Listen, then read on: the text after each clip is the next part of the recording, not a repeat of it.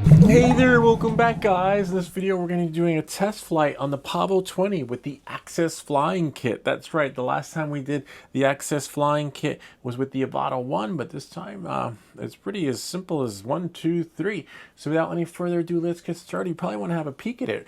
So you don't have to 3D print anything. You just buy the Axisflying kit. Let's check it out right here. It puts the O4 air unit in. We already did one with the Pro, but this one allows you to put the O4 air unit, which is similar. That's, I guess, the naked version, and everything goes into its casing. And you could use the original frame from your Pavo20, Pavo Pico version 1, Pavo Pico version 2, and we also tried it on the Mobula 8, which is just phenomenal, as you can see here. And it comes with everything you need except for the skills. If you don't have the skills, that's okay, because everything is self-contained inside of this container, so you can crash it and not worry about it. You could accidentally wet it if you crash in the grass and it lands in the dew from the early morning flight when there's no one around. That's okay, because you won't experience any short except for the downtime when it comes to the time needed to charge your batteries. Kind of neat, huh? So come, let's have a look. Let's check it out and see how it flies.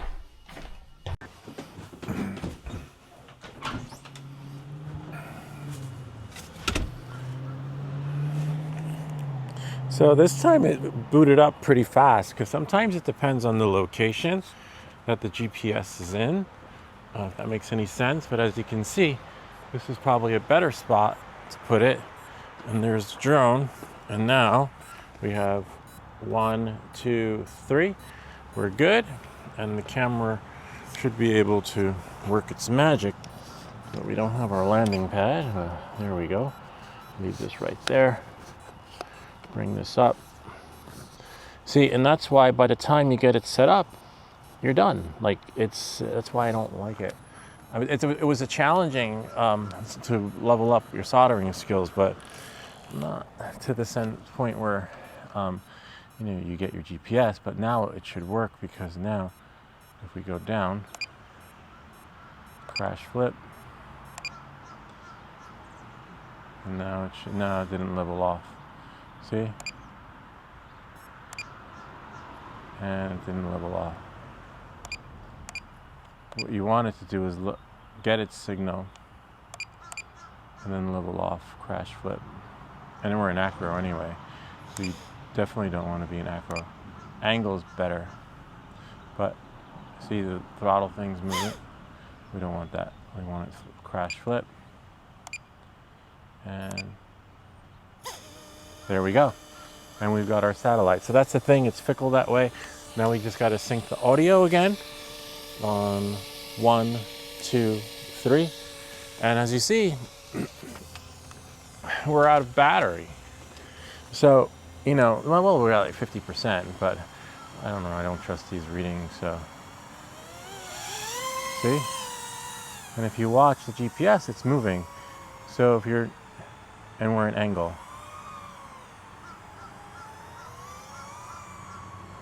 And this way it's going a little bit wonky, so we want to slow it down.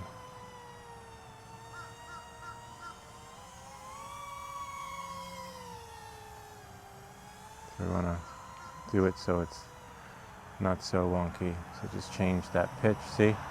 Now we're hovering. You want to practice hovering too. See? And there we are. And now we slowed it down. Tricky part is getting the drone's bearing so that you have an experience that's just right for you. And that usually happens after a couple of seconds. So see, the GPS is moving, or longitude and latitude. So if you lose your drone, you put those coordinates in. As you can see, by the time you get those coordinates, the drone is pretty much fried. But I might have some juice left to pull this off. Definitely not going into the park, but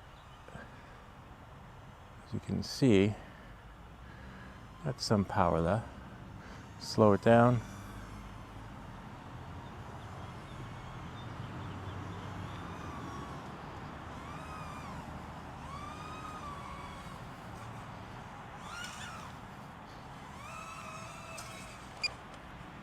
Whoop, lost it. We'll get it. But you get the idea, right? Just trying to finagle it, make it work when it works, and when it doesn't work, it doesn't work. It landed in George's driveway. I wonder if the crash flip is activated. But lost our GPS, and we didn't lose it, but it's still there. I'll show you guys. But this is the beauty of the Axisflying kit. Oh, nice, it's still on. All right, so here we are. Here's our Pavo series drone. GPS is on there. Make sure if you don't have a connection, you might want to solder it, make it stronger. Sometimes to get the satellite connection before things happen, it's better to actually, oh, I don't have the connector thingy here. Connect it, right? And then connect it to your phone, and then you can let it juice up.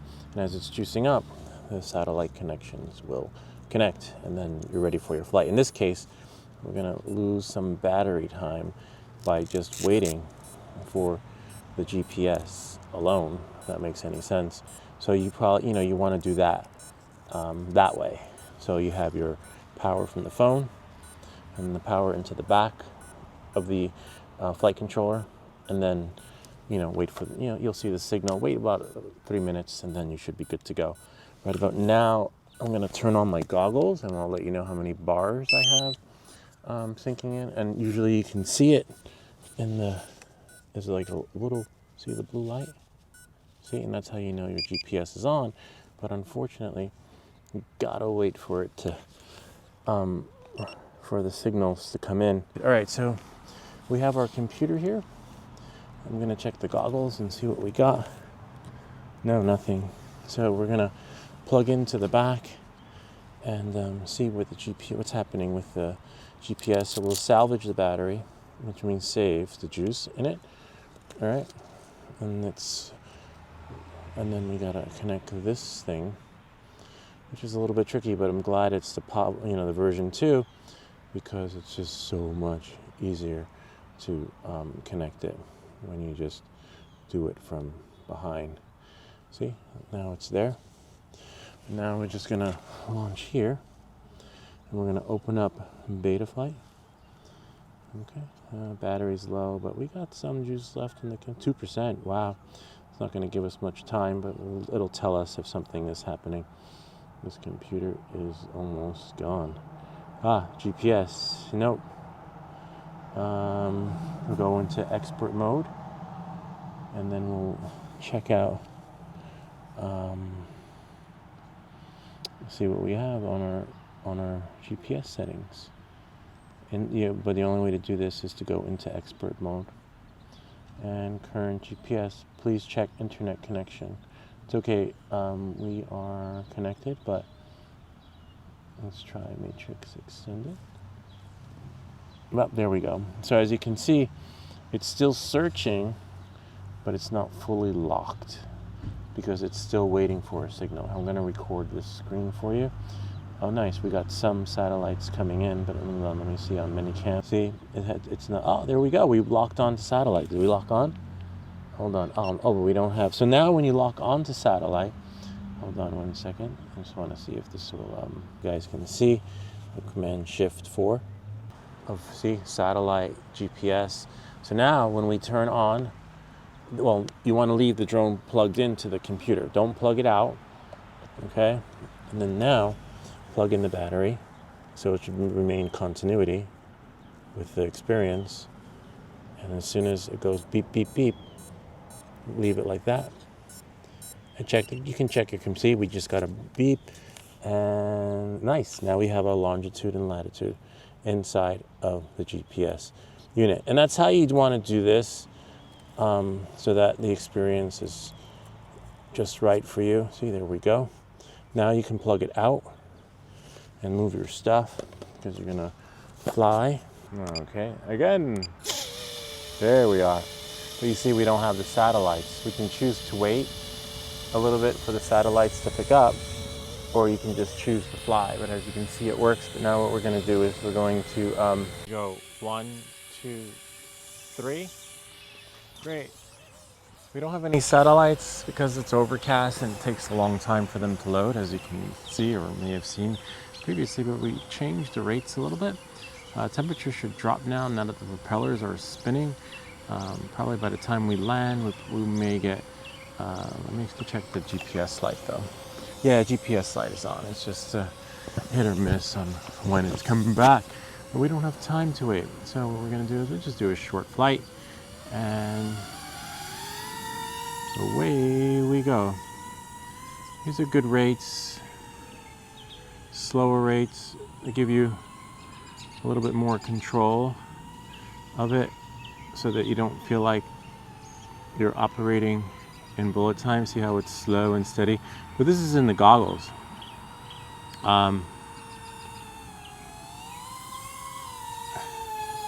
Like if we get out of the goggles,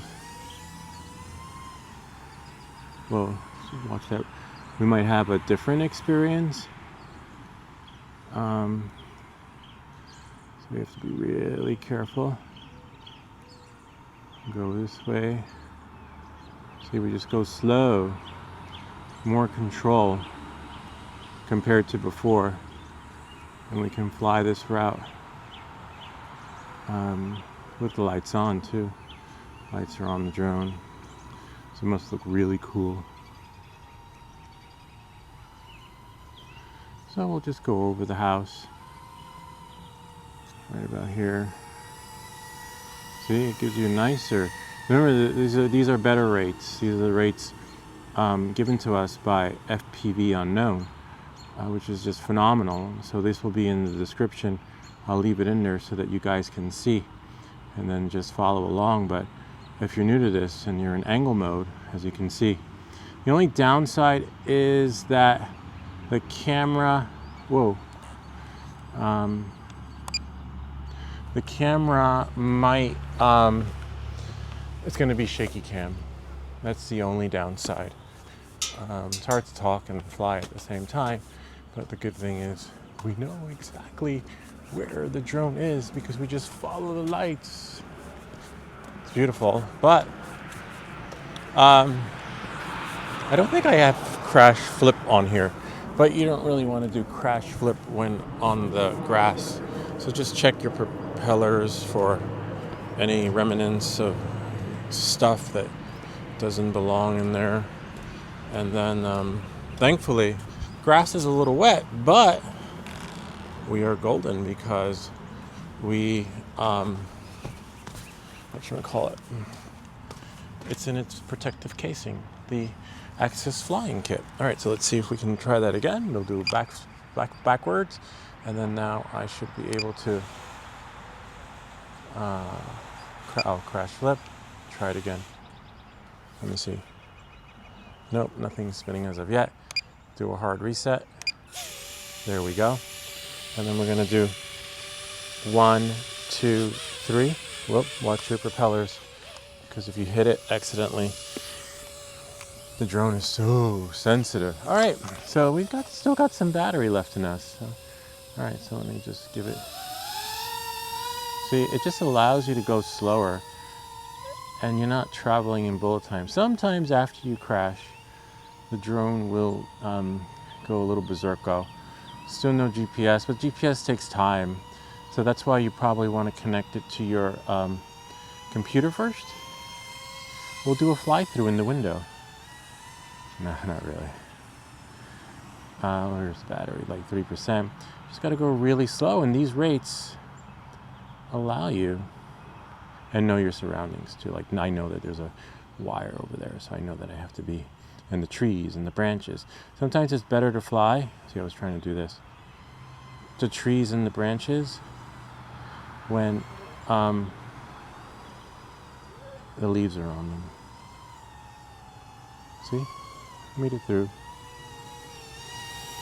And then go that way.